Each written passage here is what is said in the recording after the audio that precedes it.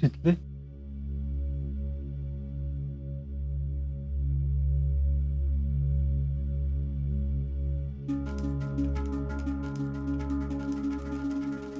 जीजी माफ करा मला, चुकलं माझं, चुकून बोलले मी असं. रागाच्या भरात ताबच नाही राहिला बघा. तुम्ही मला आईसारखे आहे. तुम्ही कधी मला सासू सारखं नाही वागवलं, कायम लेकीसारखं वागवलं मला. माझंच मेलीच चुकलं, काय अवदस आठवली आणि अशी वागली मी कुणाच ठाऊक. पण आता इथून पुढे नाही असं वागणार.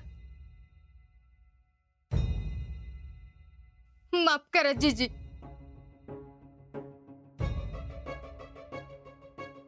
तुमच्या लेकीकडनं चुकलं असतं तर तुम्ही माफ केलं असतं ना. तसंच मोठ्या मनाने मला माफ करा. इथून पुढे परत असं नाही वागणार मी.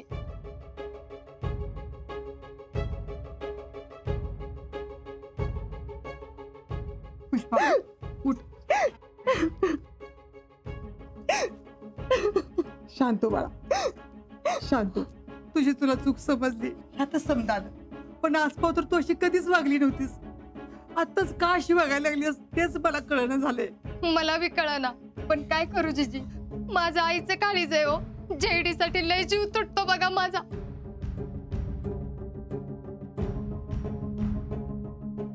पण मी तुम्हाला खात्री देते, परत मी नाही असं वागणार.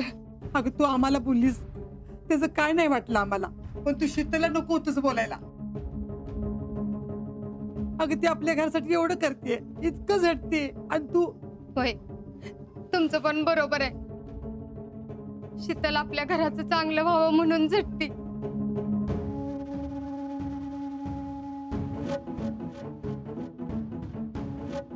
नाही बोलणार परत.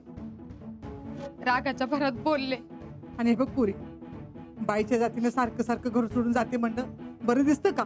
आणि जाऊन जाऊन तरी कुठं जाणार होतो तवा. गाव काय सोडवताय बाई आम्हाला. आणि तुमच्याशिवाय आम्हाला हाय तरी कोण. आणि कुठल्या तोंडाने माहेरच जाणार होते. रागानं गेलो खरं, पण शीतलनं आमची मनधरणी करून आम्हाला परत आणलं ह्या घरात.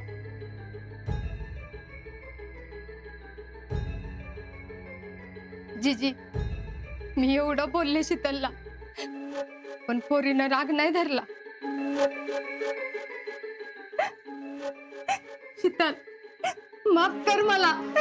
हो मामी, असं काय करताय? अगं, तुला मी वाटेल तसं बोलले.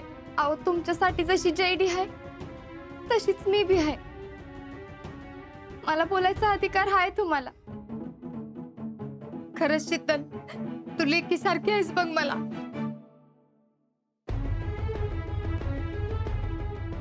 पण तू मनात काय ठेवू नको. नाही ठेवणार. पण मामी, परत हे घर सोडून कधी जायचं नाही हं? होय, नाही जाणार.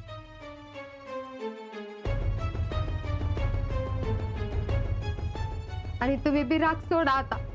पुन्हा नाही असं वागणार मी. पुष्पे, अगं किती बी राग आला ना तर आपण काय बोलतो याच्याकडे जरा लक्ष देत जा. तुझ्या बोलण्यामुळे दुखावली जाणारी मनं बी आपल्याच माणसांची आहेत, हे कधी कळणार ग तुला? होय, आता नाही चुकणार.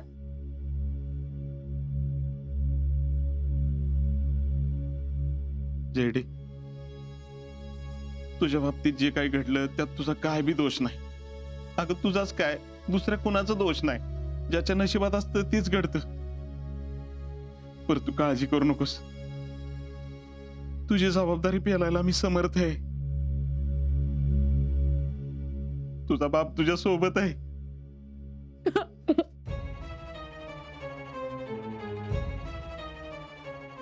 मामा, फक्त तूच नाही, आम्ही सगळे आहे बरोबर. चला, आपल्या सगळ्यांचे गैरसमज दूर झालेत. कुणीच मागचं काय उकरून काढायचं नाही. सगळ्यांनी या घरात गुन्ह्या गोविंदानं राहायचंय हे लक्षात असू दे. हा,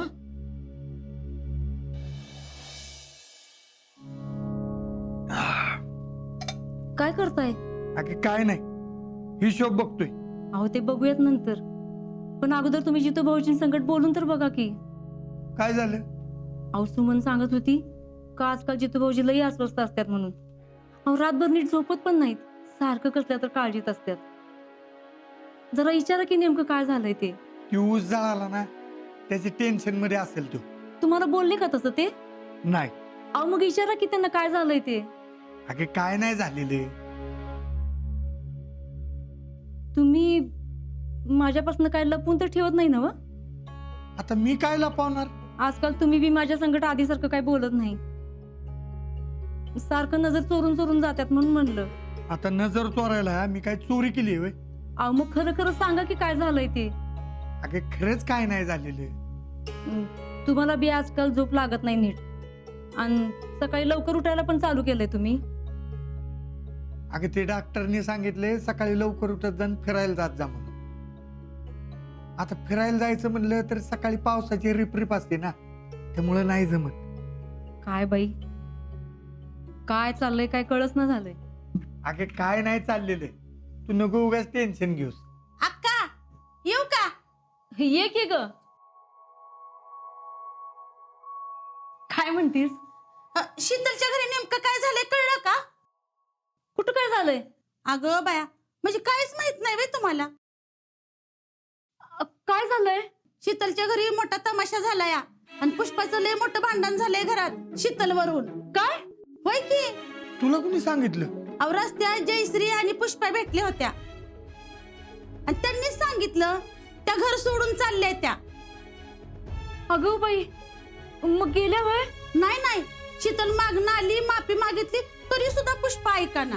मग शीतलला शेवटी जयश्रीच्या पाया पडायला लागलं, आणि मगच पुष्पा आणि जयश्री घरी जायला तयार झाल्या. शीतल पाया पडली? हो, अख्ख्या गावासमोर, देवळासमोरच झालं की हे सगळं. तुम्हाला कसं नाही कळलं? अगं पण नेमकं झालंय काय? आता मी तुम्हाला काहीतरी सांगणार आणि तुम्हाला टेन्शन येणार. त्यापेक्षा शीतलच विचारा की. जयश्रीच्या नवऱ्याला शीतल भेटून आली, आणि त्यावरनच काहीतरी झालं वाटतं. अगं पण ती का गेलती? अहो आता ते हिला कशाला विचारताय? शीतलीलाच विचारायला पाहिजे. पोरगी फाडकन काय बोली नसली म्हणजे झालं. तरी मी तुम्हाला सांगत होते, लगीन होऊन 4-5 दिवस झालेत, आता पोरीला माहेराला आणा म्हणून. ती इकडे आली असती ना तर यातलं काय बिघडलं नसतं बघा. अहो आता तरी तिला इकडे आणा की. आधीच त्यांच्या घरात काय चाललंय काय माहित. आपली पोरगी पण आपल्याला नीट काय सांगत नाही सगळं. त्यापेक्षा असं करा, 2 दिवस पोरीला इकडे घेऊन या, आणि तिकडचं सगळं प्रकरण शांत झालं की मग जाईल ती तिकडं. बरोबर आहे अक्का तुमचं. शीतल हित आली म्हणजे काळजी पण मिटल, आणि तिच्याकडनं कळल काय झालं काय नाही ते. आणि तसं बी लग्न झाल्यानंतर 5 दिवस माहेराला पोरीला आणावी लागतेच की. वय ठीक आहे, मी जातो आणि तिला घेऊनच येतो. हा. अहो जाताय ना? हो, ही ठेवतो आणि जातो ना. हा.